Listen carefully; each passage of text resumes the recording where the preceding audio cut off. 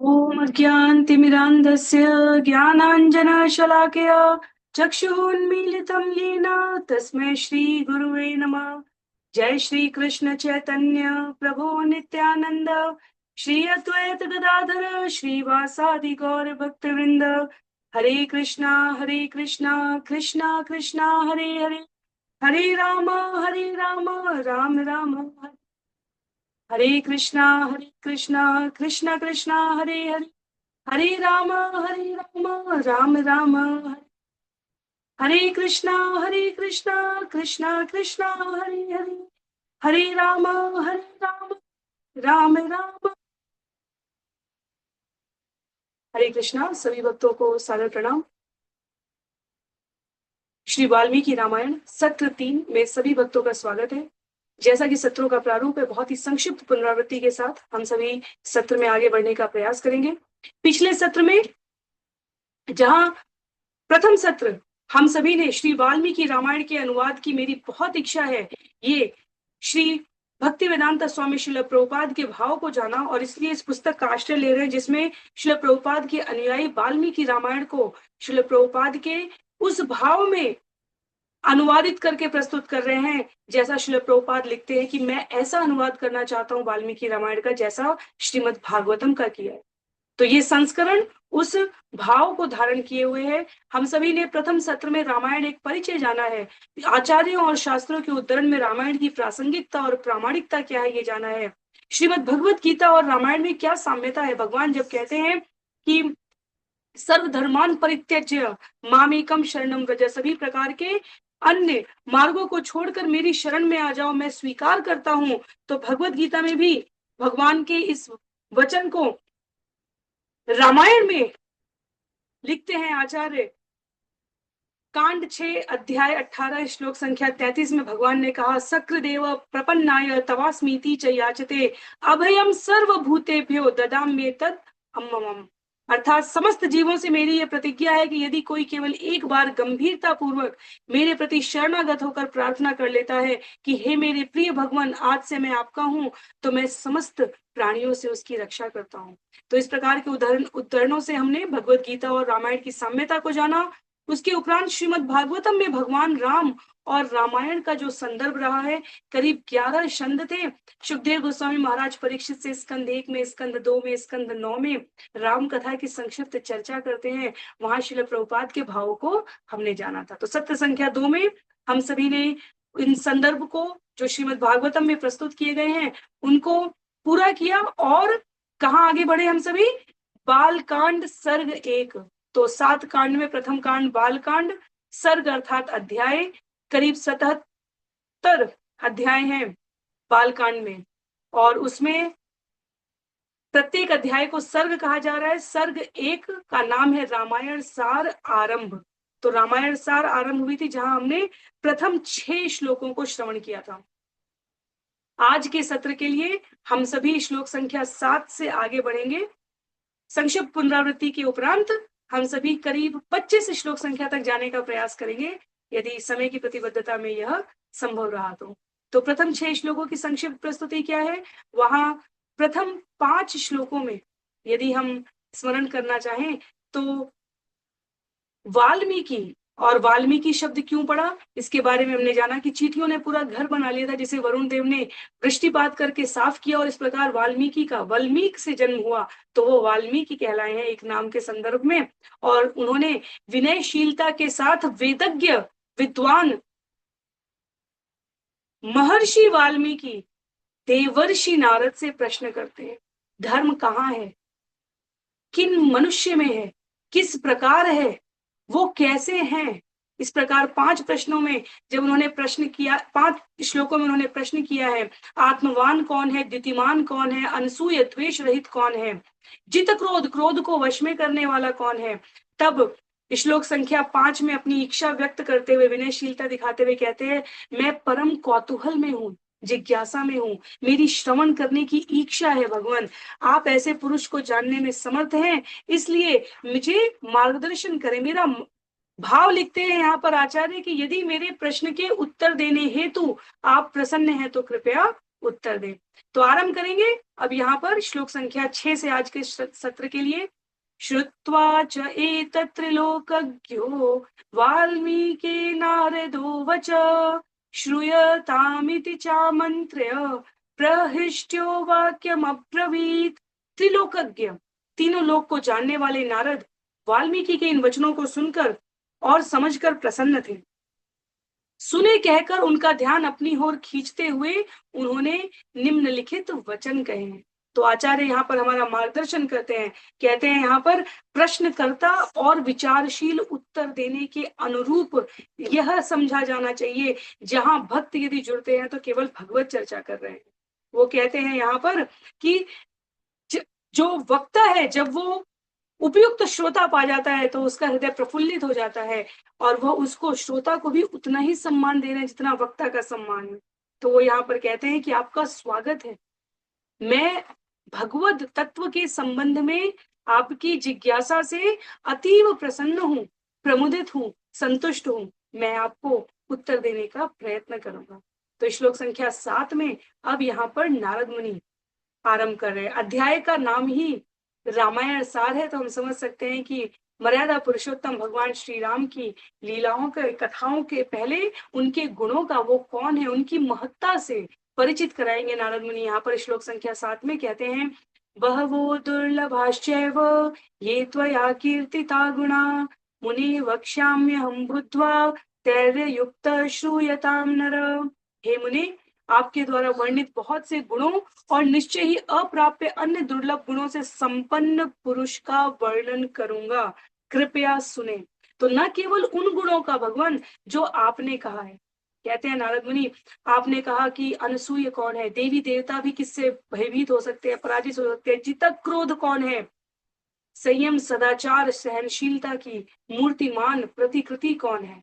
न केवल ये गुण अपितु उपनिषदों से लेकर, आचार्य लिखते हैं, उपनिषदों से लेकर परम पूर्ण सत्य के संबंध में जो कुछ भी कहा जा चुका है, चतुर्मुखी ब्रह्मा ने अपनी मूल रामायण में जो निष्कर्षता लिखने का प्रयत्न किया है, उन सब गुणों के आश्रयदाता भगवान परम सत्य के बारे में बहवह शब्द यहाँ लिखते हैं आचार्य कि विपुल गुणों के स्वामी, जिसमें केवल वही गुण नहीं है जो आपने कहे हैं, पर वे गुण अवश्य सम्मिलित हैं जो आपने कहे हैं कि ऐसा कौन है, मैं उनके बारे में आपको बताने की इच्छा रखता हूं। नरोत्तम, पुरुषोत्तम नरोत्तम श्रूयताम, तो कल्पना ना करें, अपितु सत्य पर इस विषय को, संदेश को, सूचना को जाने। और लिखते हैं आगे आचार्य यहाँ पर कि वाल्मीकि मुनि को, और ये हमें आगे सत्रों में सुनने का अवसर प्राप्त होगा, इस पुस्तक में इसका वर्णन किया गया है। नारद मुनि ये संदेश देना चाह रहे हैं, मैंने अपने पिता ब्रह्मा से 100 कोटि, शत का अर्थ है 100, कोटि का अर्थ है करोड़, श्लोकीय विस्तृत रामायण सीखी है, और मैंने जो सीखा है उस आधार पर आपको बताने जा रहा हूँ। तो अपनी चेतना को स्थिर करते हैं आचार्य। जब परीक्षित महाराज ने प्रश्न किया है, सुखदेव गोस्वामी उत्तर दे रहे हैं, और इन दोनों के मध्य का संवाद सूत गोस्वामी शौनकादि ऋषियों को बता रहे हैं भागवतम में, तब वहां भगवान के बारे में स्मरण करके कुछ समय के लिए ये आचार्य भी विह्वल होते हैं, सुखदेव गोस्वामी विह्वल होते हैं, सूत गोस्वामी विह्वल होते हैं। इसलिए आचार्य कहते हैं वे क्षण के लिए अपनी एक क्षण के लिए अपनी चेतना को स्थिर करने में लग गए, परमानंद से अभिभूत हो गए। वे भगवान का वर्णन करने के लिए, उन विशेष गुणों की ओर ध्यान देने के लिए, वाल्मीकि मुनि की प्रशंसा करने के लिए हे मुनि, मुनि का अर्थ है हे मुनि कहकर संबोधित करते हैं। आगे श्लोक संख्या 8 में नारद मुनि बढ़ते हैं, कहते हैं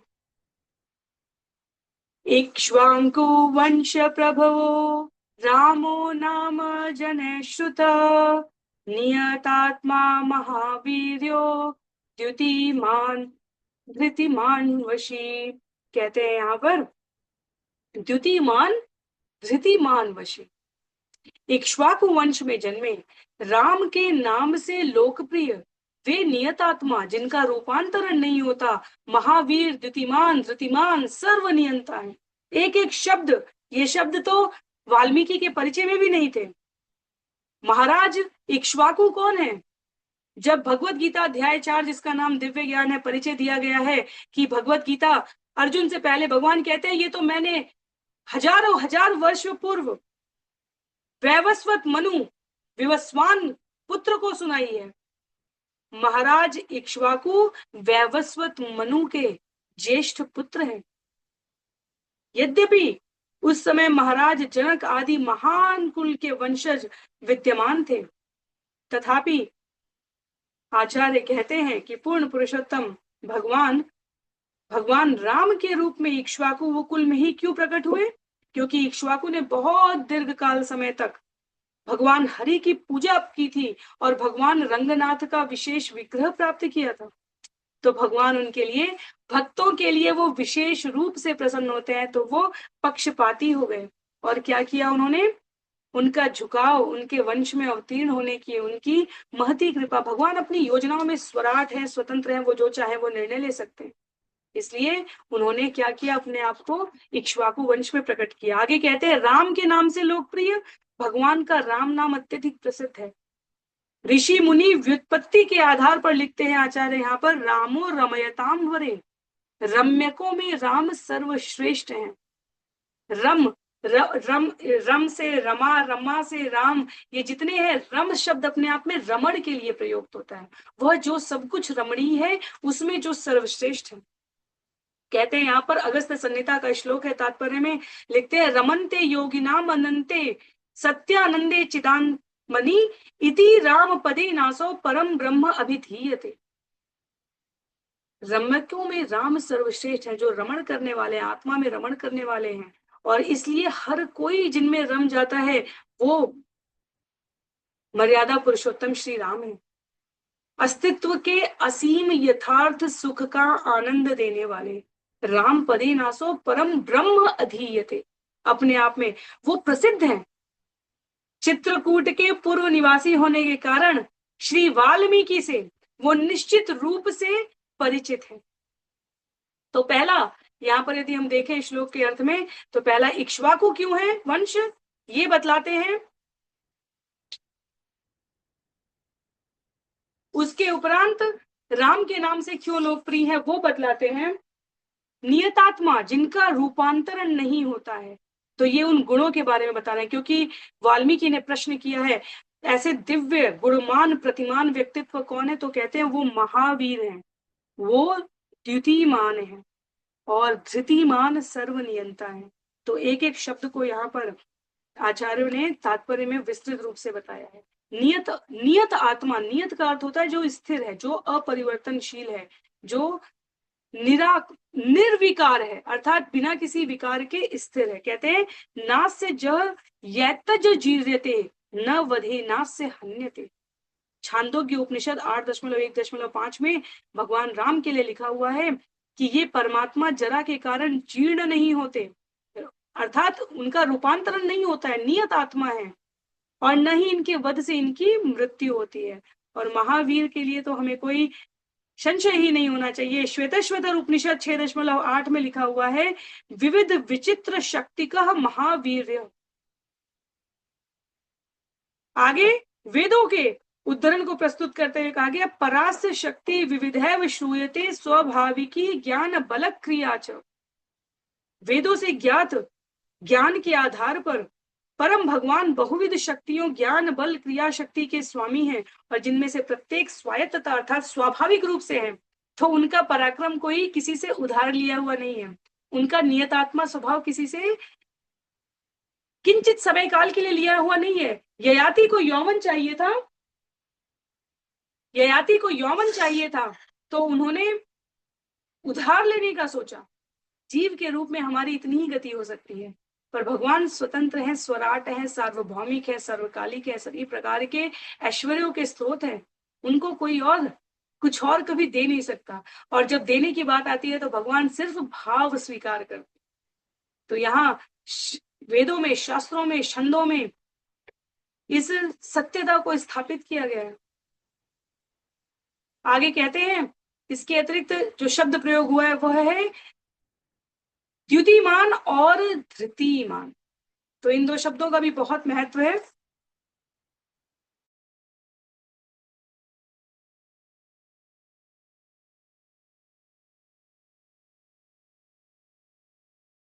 द्युतिमान शब्द के लिए लिखते हैं यहाँ पर कि बृहदारण्यक उपनिषद 2.4.12 एवं 4.5.13 में उनका वर्णन सघन ज्ञान विज्ञान घन एवं प्रधान घन के रूप में किया गया। तो द्वितीय आनंद से परिपूर्ण असीम आनंद के स्वामी वैजयंती कोश में लिखा है, धृति स्तु तुष्टि संतोष प्रसन्नता या तुष्टि, यह सब कुछ परम भगवान में समाहित है।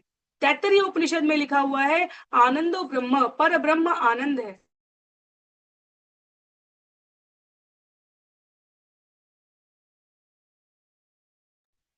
तो इस प्रकार से यहाँ उन गुणों के साथ आरंभ करते हैं, पर इतने पर नहीं रुकते हैं, आगे जाएंगे हम सभी तो देखेंगे। श्लोक संख्या 9 में कहते हैं, बुद्धिमान नीतिमान स्वामी श्रीमान शत्रु निबर्हण विपुलांसो महाबाहु कंबुग्रीवो महाहनु। क्या कहते हैं? वे बुद्धिमान हैं, वे नीतिमान हैं, वे वाग्मी हैं, वे श्रीमान हैं, शत्रु निर्बहण अपने अभियान में बाधा बनने वाले का नाश करने वाले हैं, वे विपुलांश हैं, उन्नत कंधे वाले हैं, वे महाबाहु हैं, वे कंबुग्रीव हैं, वे महाहनु विस्तृत जबड़े वाले हैं। तो श्री नारद तब सृष्टि के निर्माण हेतु परम भगवान के उपयोगी गुणों का वर्णन कर रहे हैं। यहाँ पर हम इनमें से हमारे भीतर जो कुछ भी है, यदि कोई हमें बुद्धिमान दिखे, रूपवान दिखे, सामर्थ्यवान दिखे, विद्वान दिखे, बहुत त्यागी दिखे, तो ये सभी ऐश्वर्य के स्रोत कौन है? भगवत गीता और भागवतम पढ़ते पढ़ते अभी तक हमें स्पष्ट है कि वो कोई और नहीं, पूर्ण पुरुषोत्तम भगवान है, वो समस्त ऐश्वर्यों के स्रोत हैं। अब इस भौतिक जगत में यदि हम भगवान का सेवक बनके, उनको स्वामी मानकर, उनके कार्यों में सहयोगी बनकर, उनके पार्षद बनकर, उनका नाम लेके उनका काम करना चाहते हैं, तो उसके लिए हमें भी ऐश्वर्य चाहिए। तो यदि हम क्या बनना चाहें? बुद्धिमान बनना चाहें, नीतिमान बनना चाहें, जिन गुणों का यहाँ उल्लेख किया हुआ आचार्य कहते हैं, हम श्रीमान ऐश्वर्य संपन्न बनना चाहें। श्रीमान शब्द की हम सामान्यतः श्रीमान और श्रीमती प्रयोग करते हैं, यहाँ श्रीमान शब्द का अर्थ दिया हुआ है ऐश्वर्य संपन्न। शत्रु निर्वहन बनना चाहें, हमारे अभियान में कोई बाधा ना हो। भक्त क्या कहता है? भक्त कहता है, भगवान आपके नाम में आपकी सारी शक्तियां निहित हैं, आपका नाम में जप सकूं, इसका मुझे बल प्रदान करें और आपके कार्य में मैं सहयोगी हो सकूं, ऐसा मुझे आश्रय प्रदान करें। भगवान का नाम, भगवान का काम, हम धराधाम पर रहकर भी वैकुंठ में रहने का सुख प्राप्त कर सकते हैं। साधक, कोई भी साधक है, विद्वान है, मनीषी है, वो ये नहीं कहते कि मुझे ये अमुक प्रकार का शरीर चाहिए। वो कहते हैं भगवान कीट पतंग बनाना, पशु पक्षी बनाना, वृक्ष लता बनाना, पर्वत नदी बनाना, किसी भी योनि में बनाना, भगवान सिर्फ अपना भक्त बनाना। और भगवान के भक्त बनने का अर्थ क्या है? भगवान का नाम और अपने जीवन के सारे काम भगवान के काम समझकर करने, नाम और काम। और ये करने के लिए भगवान अपने आप जो ऐश्वर्य देते हैं, क्योंकि समस्त ऐश्वर्यों के स्रोत है भगवान। तो यहाँ लिखते हैं, यहाँ पर नारद मुनि, इसलिए इसलिए पंक्ति देखें, हम ये अनुवाद की तो लिखते हैं कि वो श्री नारद परम भगवान के, सृष्टि के निर्माण हेतु परम भगवान के उपयोगी गुणों का वर्णन कर रहे हैं। वे गुण जो वास्तव में सृष्टि को सुगमता पूर्वक संचालित करने में, तो स्रोत कहां से आ रहे हैं? इस स्रोत के लिए आगे लिखते हैं यहाँ पर उल्लेख करते हुए कि विभिन्न व्यक्तित्वों के शारीरिक रचना का वर्णन करने वाले शास्त्र सामुदिक के अनुसार उन्नत कंधा महापुरुष होने का लक्षण है। गोल सुडौल भुजाएं, शंख सदृश कंठ और महाहनु विशाल जबड़ा आदि भी महापुरुष के लक्षण है। भगवान राम की भुजाएं लंबी थी, भुजाएं घुटनों तक पहुंचती थी, इसीलिए क्या कहे जाते हैं? आजानुबाहु। हलायुध कोश के अनुसार 3 रेखा वाले कंठ थे और शंख सदृश कंठ कंबु ग्रीवा कहे जा रहे हैं। हमने चैतन्य चरितामृत में 32 लक्षण महापुरुषों के जो चैतन्य महाप्रभु के शरीर पर उपस्थित थे उसको श्रवण किया था। आजानुबाहु, उन्नत कंधे, चौड़े कंधे, ये विशाल जबड़े, उन्नत मस्तक, उभरी हुई नासिका, इस प्रकार से 7 उन्नत, 7 छोटे, 7 रक्त जीवा के लिए, नाखूनों के इस ऊपरी सतह के लिए ये रक्त के सदृश दिखनी चाहिए। और भगवान में ये सभी उपस्थित हैं। तो इस जगत में जो कुछ भी ऐश्वर्य के रूप में हम सोच सकते हैं वो भगवान से उद्भूत होता है। और यदि हम अपने जीवन में कामना रखें कि हमें ये ऐश्वर्य प्राप्त हो तो हम भगवान की अच्छी सेवा कर पाएंगे, तो उसके लिए भी हमें भगवान से प्रार्थना करनी चाहिए। आगे कहते हैं, महाउरस्क महेश्वास गुण जत्रु अरिंदमा आजानुबाहु सुशिरा सुललाट सुविक्रमा। भगवान के सुंदर रूप का यहाँ पर वर्णन करते हैं नारद मुनि। कहते हैं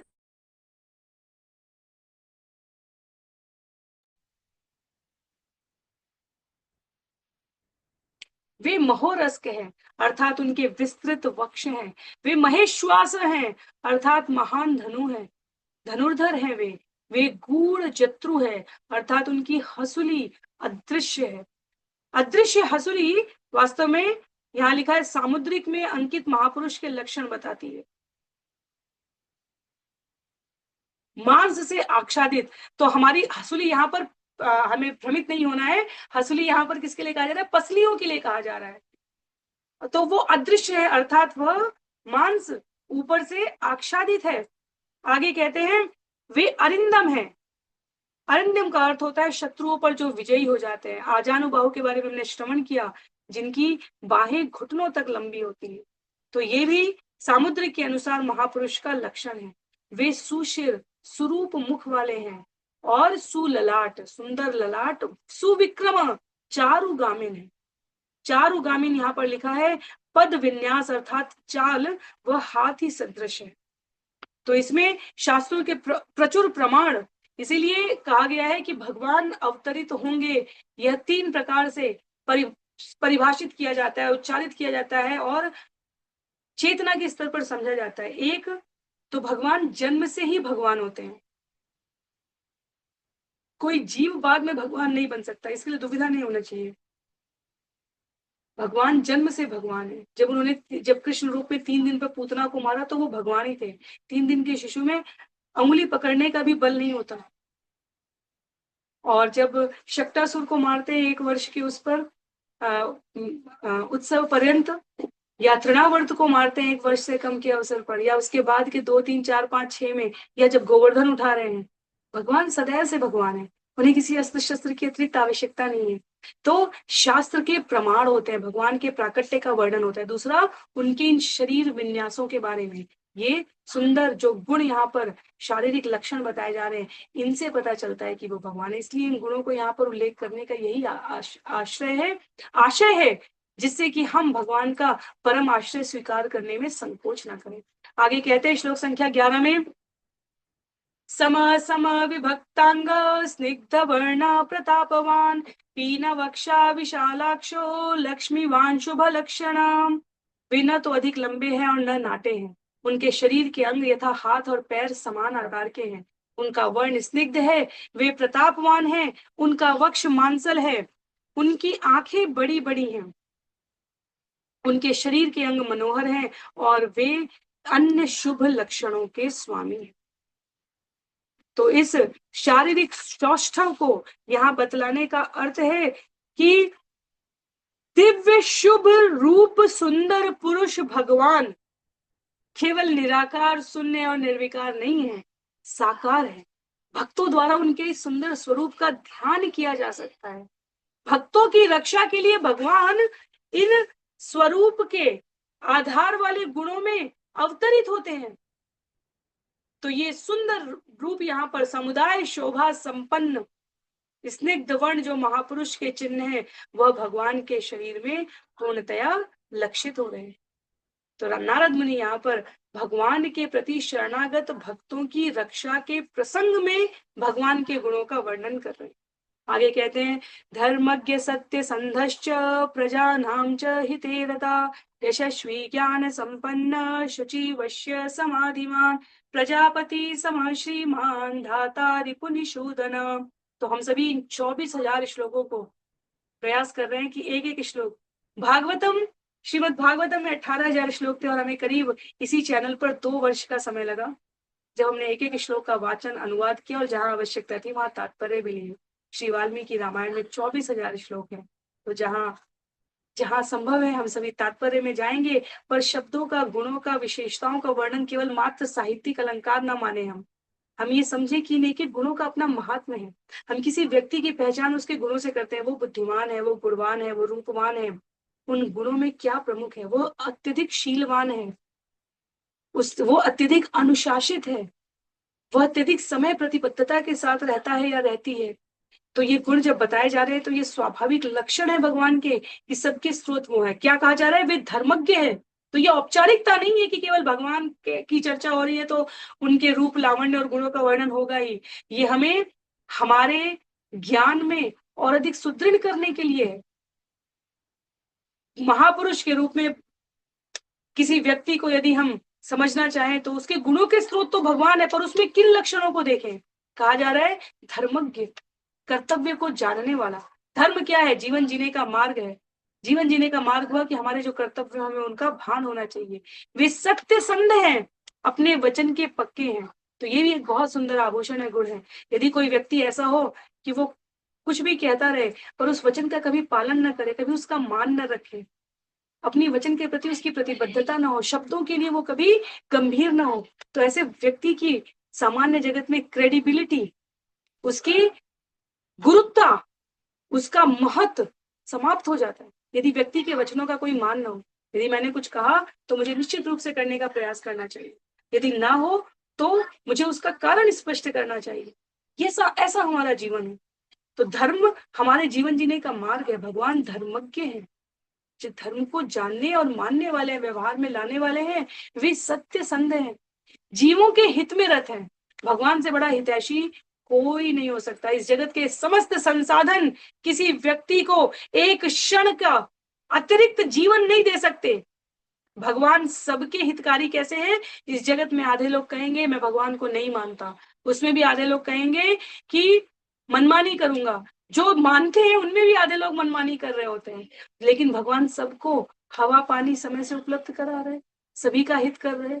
कितने क्षमाशील हैं भगवान, विचार करने की बात है। ये गुण केवल कहने के लिए नहीं है, ये उच्चतम व्यक्तित्वों में, चरित्रों में दिखते हैं।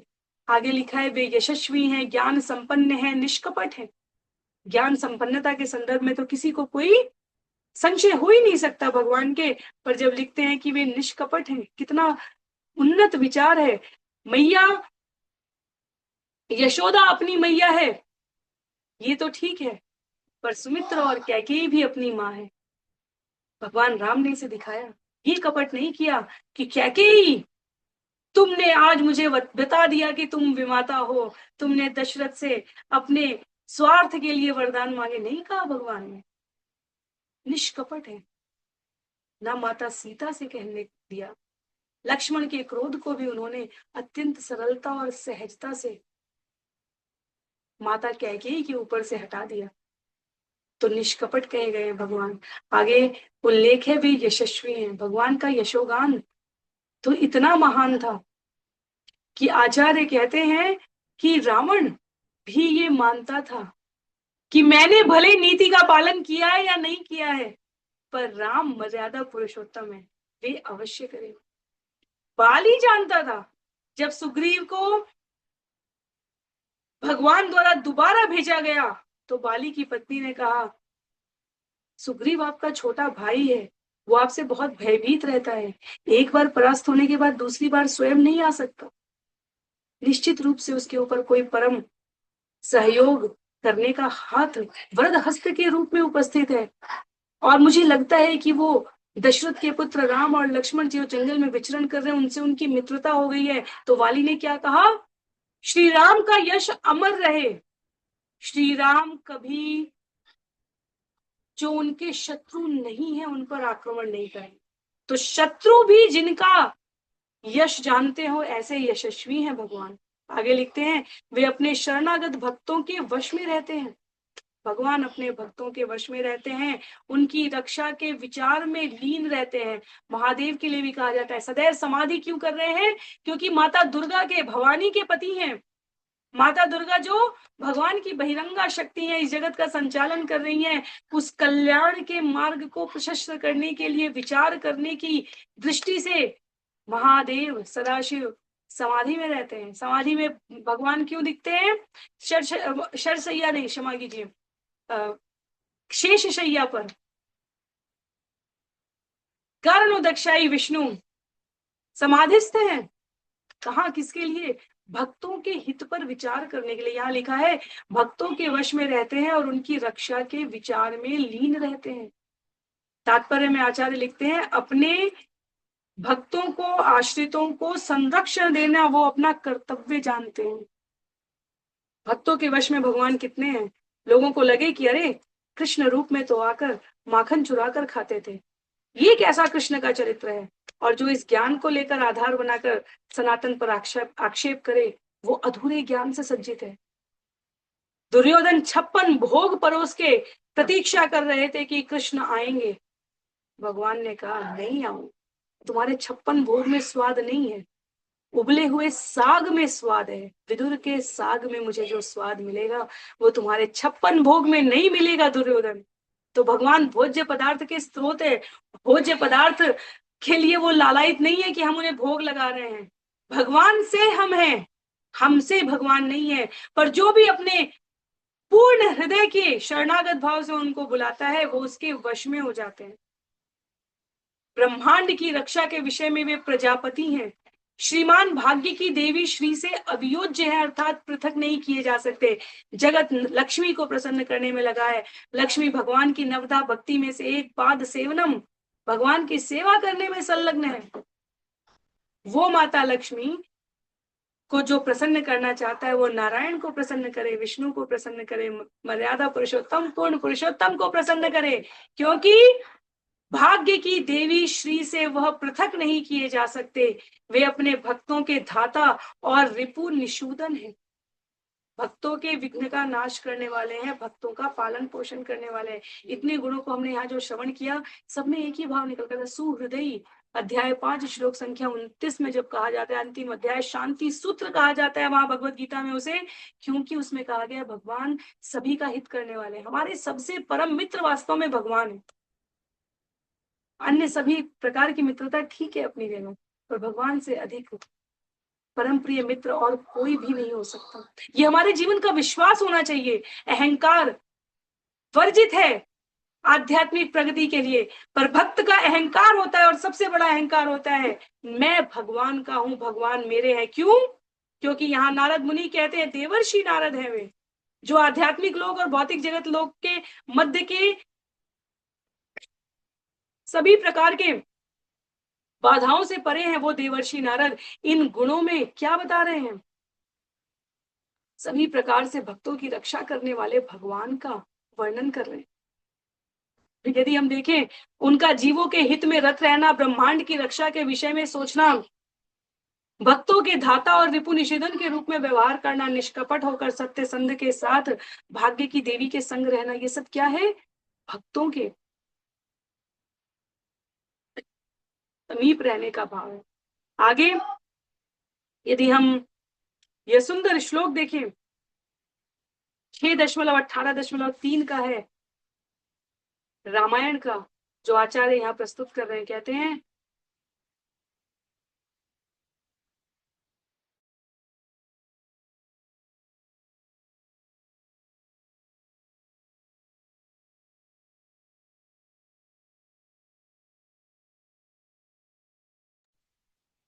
यदि कोई मेरे समीप मित्रता के भाव से आया, मित्र भावेन संप्राप्तम न त्यजेयम कथंचन, दोषो यद्यपि तस्य स्यात् सताम एतत् अगर्हितम। यदि कोई मेरे समीप मित्रता के भाव से आए तो मैं उसका त्याग कदापि नहीं करूंगा, भले ही उसमें कुछ दोष क्यों ना हो।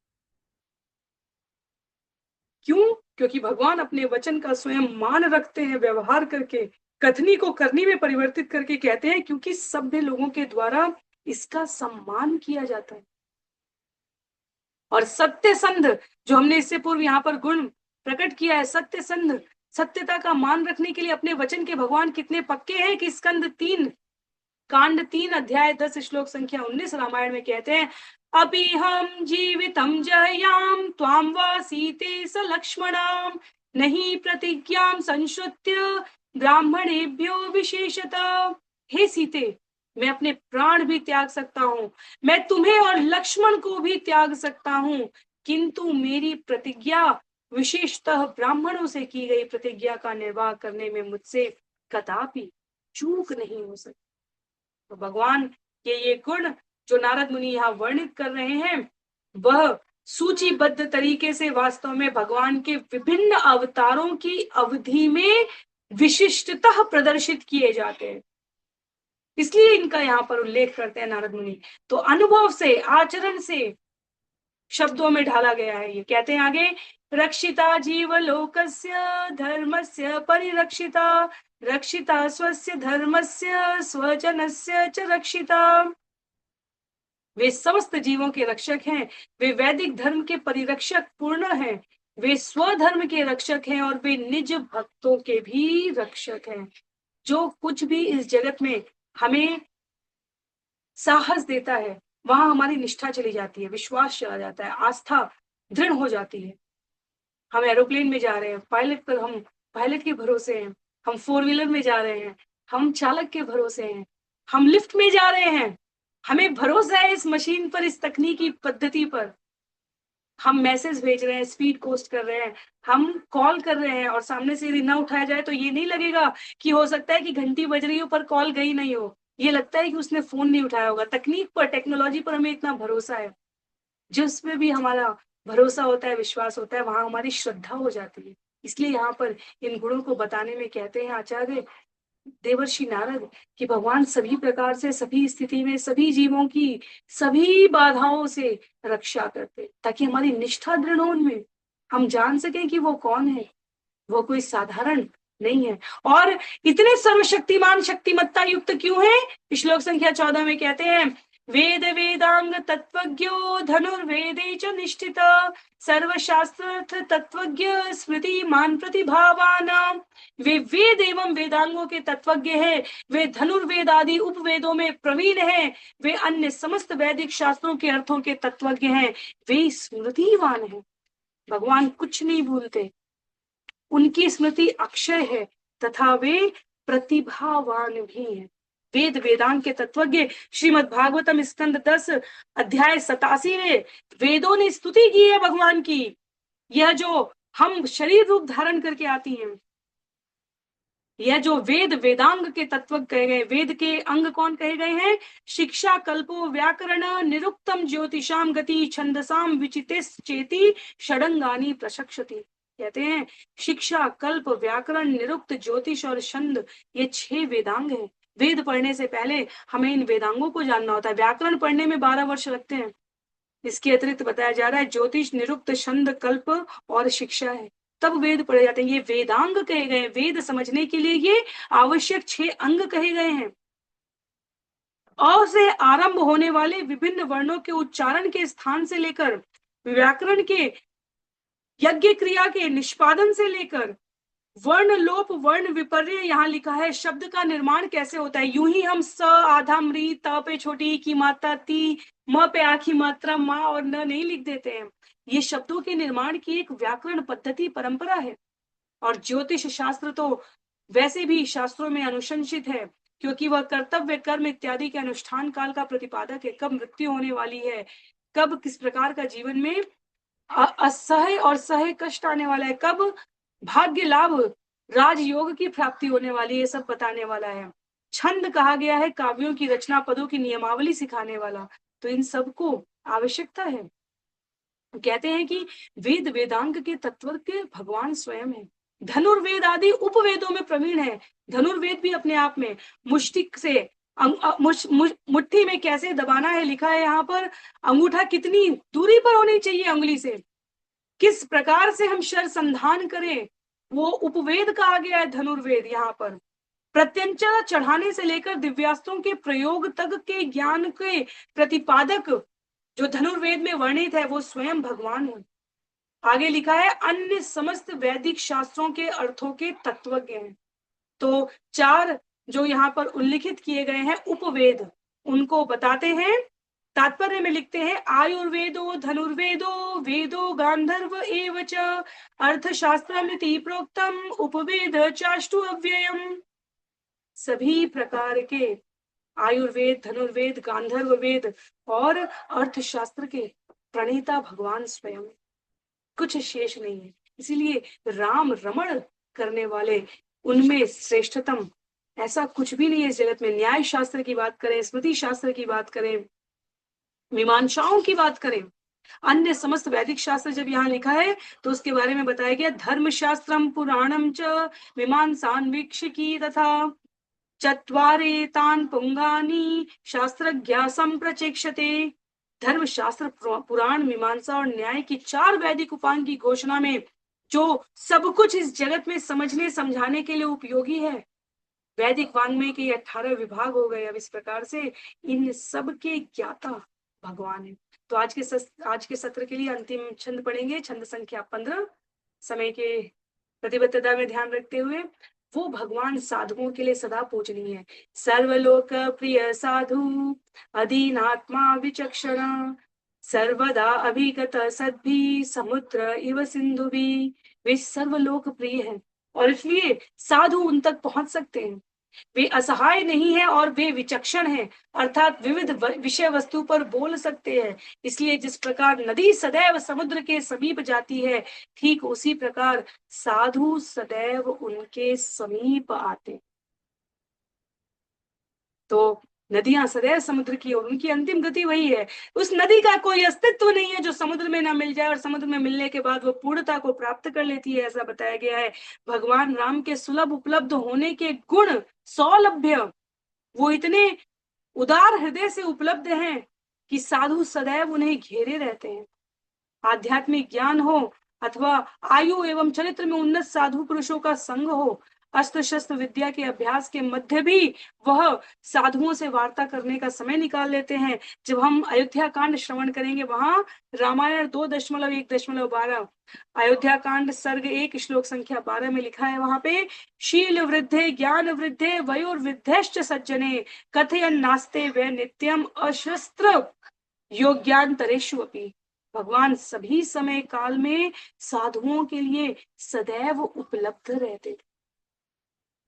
श्रीमद् भागवतम में भी स्कंद 10 अध्याय 23 श्लोक संख्या 19 में वर्णन है कि व्रज की ब्राह्मण पत्नियां अपने प्रियतम स्वामी भगवान श्री कृष्ण के समीप जाने की तुलना सागर में प्रवेश करने वाली नदियों से करती हैं। उनको वहां पर उनके तुल्य कहा गया। जिस प्रकार नदियों की अंतिम परिणति समुद्र में जाने से है, वैसे ही भगवान के सामीप्य को, उनके सौलभ्य को प्राप्त करना, ये सदैव लाभान्वित करने वाली है।